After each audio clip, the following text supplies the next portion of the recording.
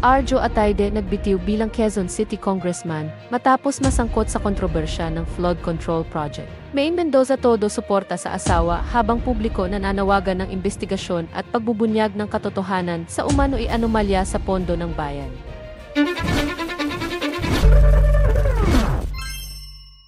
Isang matinding kontrobersya ang kasalukuyang bumabalot sa mundo ng politika matapos ang pagbibitiw ng aktor at ngayo'y dating mambabatas na si Arjo Atayde bilang kinatawan ng isa district ng Quezon City. Ayon sa mga ulat, nagsumite umano si Atayde ng kanyang resignation letter na personal na naka-address House Speaker Martin Romualdez. Ang hakbang na ito ay ikinagulat ng marami, lalo na't kilala si Atayde hindi lamang sa larangan ng showbiz, kundi pati na rin sa pagiging bagong mukha ng politika na dati kinilala bilang isa sa mga batang lider na maaaring magdala ng pagbabago. Subalit, taliwas sa inaasahan, siya ngayon ay nasasangkot sa isang malaking usapin ng korupsyon, kaugnay ng isang flood control project.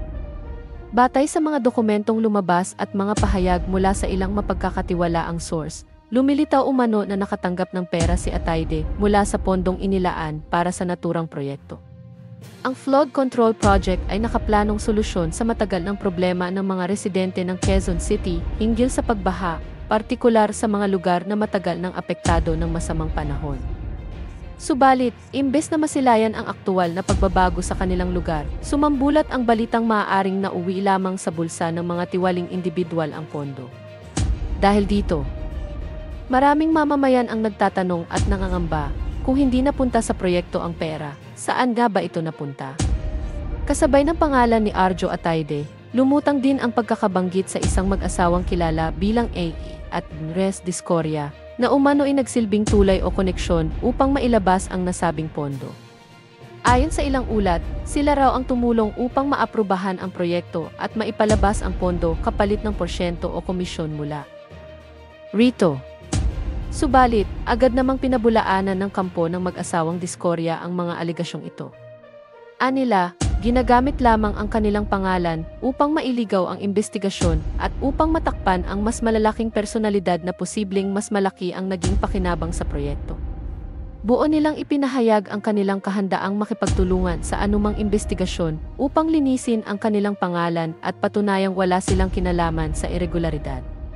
Sa kabilang banda, hindi iniwan ni Maine Mendoza, asawa ni Arjo Atayde, ang kanyang kabiyak sa kabila ng iskandalo.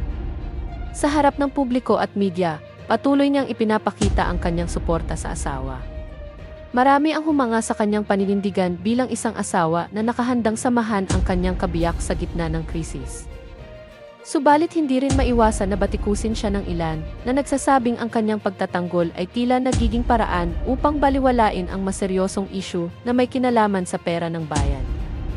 Sa social media, hati ang opinyon ng publiko, may mga taong nagsasabing dapat bigyang respeto ang kanilang pribadong buhay, at mayroon namang naniniwalang nararapat lamang na papanagutin si Atayde sa anumang maling ginawa, anuman ang kanyang estado sa buhay o relasyon.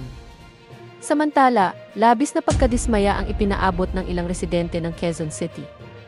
Ayon sa kanila, matagal na nilang inaasam ang konkretong solusyon laban sa pagbaha na ilang dekada na nilang problema.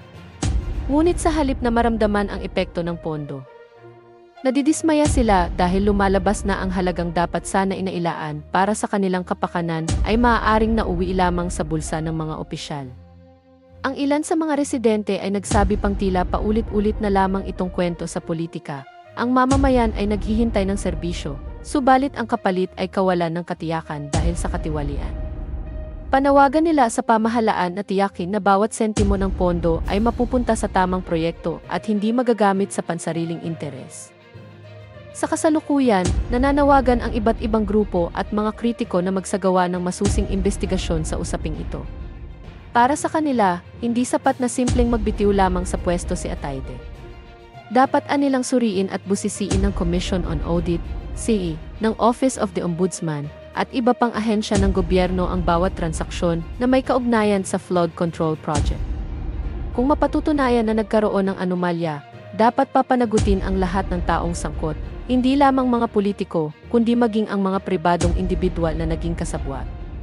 May ilang eksperto sa politika ang nagsabi na ang pagbibitiw ni Arjo Atayde ay maaaring ituring na isang estratehiya o taktika upang maiwasan ang mas mabigat na kahihiyan at mas malalaking parusang maaaring kaharapin niya sakaling magpatuloy ang investigasyon. Posible rin umano na ito ay paraan upang umiwas sa posibleng paglilitis sa korte at sa mas malalalim pang pagsisiyasat na maaaring magbunyag ng mas marami pang pangalan at detalye kaugnay ng flood control project. Sa pananaw ng ilan, ito ay isang hakbang upang maprotektahan hindi lamang ang kanyang sarili, kundi pati na rin ang mga taong malapit sa kanya at maaaring madamay.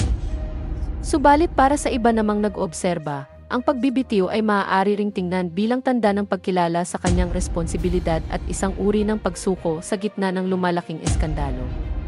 Ipinapakita raw nito na may bigat ang kanyang kalooban at marahil ay may konsensya siyang hindi kayang baliwalain ang sitwasyon. Gayunpaman, nananatiling palaisipan sa publiko kung ano ang tunay na motibo sa likod ng kanyang biglaang pagbitiw at kung ito ba ay kusang loob o may impluwensya mula sa mas mataas na puwersa sa politika. Hindi rin maikakaila na ang isyung ito ay nagdulot ng malawakang diskusyon hindi lamang sa loob ng Kongreso, kundi lalo na sa social media at sa mga pahayagan.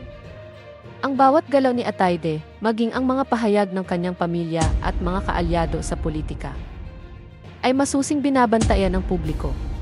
Para sa maraming mamamayan, ang pangyayaring ito ay malinaw na patunay na patuloy pa rin ang malalim na sugat ng bansa pagdating sa usapin ng korupsyon. Ang flood control project, na dapat sana ay nagsilbing sagot sa dekada-dekadang problema ng mga taga Quezon City sa baha, ay ngayon naging simbolo ng kawalan ng tiwala ng taong bayan sa sistema ng gobyerno.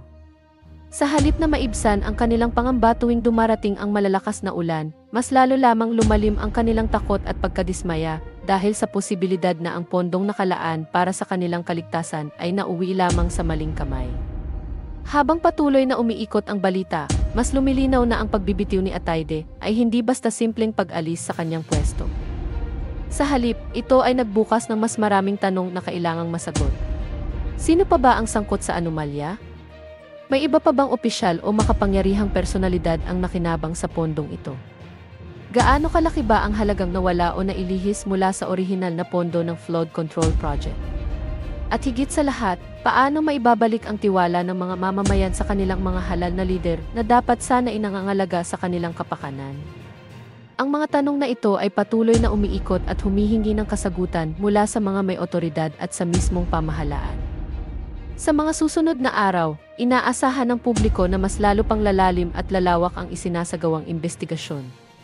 Tiyak na magiging mainit na paksa hindi lamang sa media, kundi pati na rin sa mga tahanan, sa lansangan at sa iba't ibang sulok ng lipunan ang nasabing anomalya. Ang bawat pahayag ng mga opisyal, bawat dokumentong ilalabas, at bawat resulta ng investigasyon ay siguradong pagbibigyang pansin at pag-uusapan ng taong bayan. Para sa ilan, ito ay pagkakataon upang itama ang mali at singilin ang mga may pananagutan. Para naman sa iba, ito ay maaaring mauwi lamang sa panibagong kwento ng politika na matatabunan ng mga susunod pang issue.